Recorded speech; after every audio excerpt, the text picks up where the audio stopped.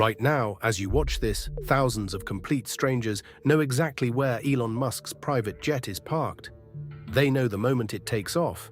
They know where it lands. They even know roughly how much fuel it burned getting there. And the man who owns it, the richest man on Earth, has tried almost everything to make them stop. He sent a private message to the college student tracking it and offered him $5,000 to look away. The student said no and asked for $50,000 instead. Today, I'm taking you inside the most tracked, most talked about, and honestly the most controversial private jet on the planet, Elon Musk's $70 million Gulfstream G650ER. Stay with me, because by the end, I'll show you how this cat and mouse game collided with a $44 billion takeover and the even bigger jet Musk has waiting in the wings. Let's start with the machine itself, because even before the drama, this thing is a marvel. The Gulfstream G650ER is the extended range flagship of the most famous name in private aviation, and Musk took delivery of his in 2016 at a reported price of around $70 million. The tail number is N698TS, and plane spotters have long read those last two letters as a wink at Tesla. So what does $70 million actually buy? Range, first of all. 7,500 nautical miles of it. That means this jet can lift off in New York and touch down in Hong Kong without stopping once. Los Angeles to Sydney, London to Singapore. Pick two dots on the globe and odds are this aircraft can connect them in a single flight. Then there's the speed. The G650ER tops out at Mach 0.925. That is 92% of the speed of sound, which makes it one of the fastest civilian aircraft you can buy at any price. Two Rolls-Royce BR725 engines hang off the tail, each one producing almost 17,000 pounds of thrust, and they push this jet up to a cruising altitude of 51,000 feet.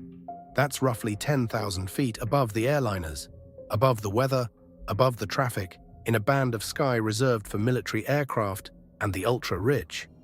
To put the price in perspective, $70 million is more than the production budget of most Hollywood blockbusters, spent on a machine that seats fewer people than a city bus. And this isn't just a rich man's toy with a famous badge. The G650 family has claimed dozens of city pair speed records around the world, the kind of records that used to belong to airlines. When Gulfstream says this is the gold standard of business aviation, the flight logs back it up. Now let me take you inside, because this is where Gulfstream earns its reputation.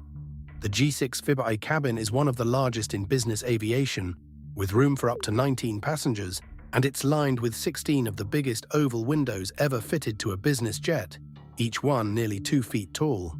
The cabin can be configured into 4 distinct living areas: a proper galley, a conference and dining area, a lounge, and a private aft cabin where the seats fold into full flat beds. The air inside is completely replaced with fresh air every 2 minutes or so, and the cabin is pressurized to feel thousands of feet lower than the airlines, which is why passengers step off a 14-hour flight without feeling like they've been through one. Musk's exact interior has never been publicly photographed, and that's very much by design. But people who fly on jets like this one describe it less like an airplane and more like a quiet, whisper-silent apartment moving at 700 miles an hour. For a man who reportedly works through most of his flights, it is essentially a flying office with a bedroom in the back. Here's the part of the story most people don't know. This is not Musk's first jet, and he wasn't even a billionaire when he bought his first one. Back in 2004, Musk picked up a used Dassault Falcon 900B, a French-built 3-engine jet registered as N900X. That aircraft became a little famous in its own right, because it reportedly appears in the 2005 film Thank You for Smoking, a movie Musk helped produce.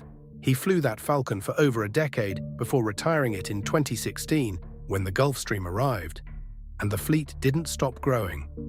Alongside the G650ER, Musk also operates a pair of smaller Gulfstream G550s, support jets that shuttle executives and family, and sometimes fly cover for the boss.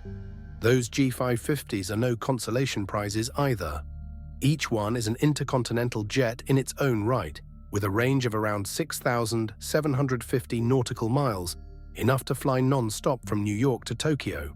Add it all up, and the world's richest man runs what amounts to a small private airline, with his own crews, his own hangars, and a schedule that would exhaust a touring rock band.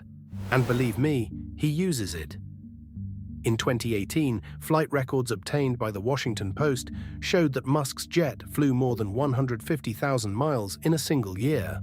That is more than 6 times around the Earth, spread across more than 250 flights. Some of those flights were 20 miles long.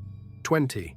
The jet would reposition from one Los Angeles airport to another, just so Musk could board at the airfield closest to him.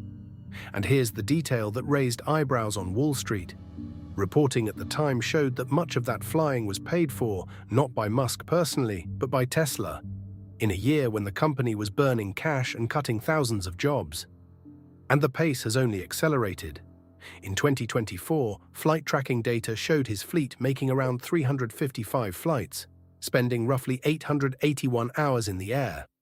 That's the equivalent of one of these jets flying more than 2 hours, every single day, all year. The fuel bill for that year alone was reported at around $2.5 million, and the flights drew constant criticism for pumping thousands of tons of carbon dioxide into the atmosphere. One destination kept coming up again and again. Palm Beach International Airport, 5 miles from Mar-a-Lago, logged 31 Musk trips in a single year. When you're worth hundreds of billions, the jet isn't a luxury. It's the machine that makes the calendar possible. But all of that flying left a trail, and one teenager decided to follow it. In June of 2020, a college student named Jack Sweeney set up an automated account called Elon Jet. It used completely public data, the same radio signals every aircraft broadcasts to avoid mid-air collisions. To post the jet's takeoffs and landings in real time, the account exploded to more than 500,000 followers. Then, in November 2021, Sweeney got a private message from Musk himself. "Can you take this down?" Musk wrote. "It is a security risk." He added that he didn't love the idea of being shot by a nutcase and offered Sweeney $5,000 to delete the account. Sweeney, then a 19-year-old college freshman, countered with $50,000. Money he said would go toward tuition and maybe a Tesla. Musk stopped replying. And then the story took a turn nobody saw coming.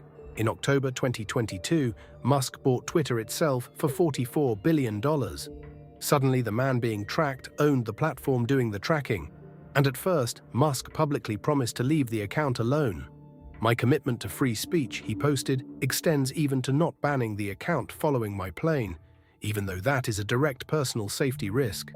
500,000 people watched to see if he'd keep his word. But in December 2022, after Musk said a stalker had confronted a car carrying his young son, Elon Jet was suspended, and Musk threatened legal action against Sweeney. The account that tracked a $70 million jet had become a global argument about privacy, safety, and how public a billionaire's sky really is. Sweeney simply moved the tracker to other platforms, where it runs to this day. He didn't stop at Musk either. His bots went on to follow the jets of celebrities and billionaires, from Jeff Bezos to Taylor Swift, whose lawyers also came knocking. One student, a laptop, and a radio signal, taking on the most powerful people on the planet. Musk has enrolled his aircraft in every federal privacy program available, and the registration details are masked. But the physics of flying is stubbornly public.